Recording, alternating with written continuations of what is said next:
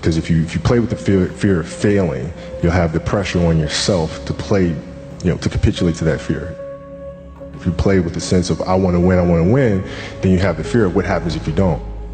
But if you find common ground in the middle, in the center, then it doesn't matter. You're unfazed by either, right? And that enables you to really just stay in the moment, stay connected to it, and not feel anything other than what's in front of you. So, I try to just be dead center.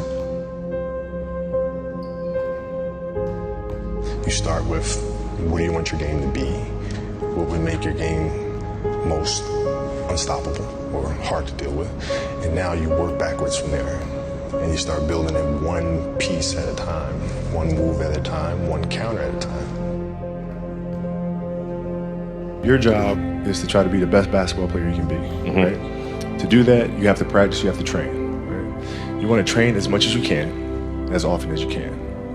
So if you get up at 10 in the morning, train at 11, right? 12, say 12, train at 12, train for 2 hours, 12 to 2. You have to let your body recover. So you eat, recover, whatever. You get back out, you train, start training again at 6. Train from 6 to 8, right? And now you go home, you shower, you eat dinner, you go to bed, you wake up, you do it again, right? Those are 2 sessions. Right? Now imagine you wake up at 3, you train at 4. You go 4 to 6, come home, breakfast, relax, blah, blah, blah. Now you're back at it again, 9 to 11, right? Relax, and now all of a sudden you're back at it again, 2 to 4, and now you're back at it again, 7 to 9. Look how much more training I have done by simply starting at 4, right? And so now you do that, and as the years go on, the separation that you have with your competitors and your peers just grows larger and larger and larger and larger and larger. And by year 5 or 6, doesn't matter what kind of work they do in the summer, they're never going to catch up because they're 5 years behind. Right? So it makes sense to get up and start your day early because you can get more work in. If I start earlier, I can train more hours. And I know the other guys aren't doing it because I know what their training schedule is. Right? So I know if I do this consistently over time, the gap's just going to widen and widen and widen and widen and widen, and they won't be able to get that back.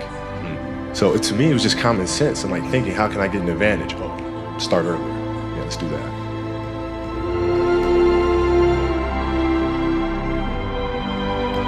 How do you develop that, or where do you learn that from? Well, I think it's just it's just a matter of what's important to you.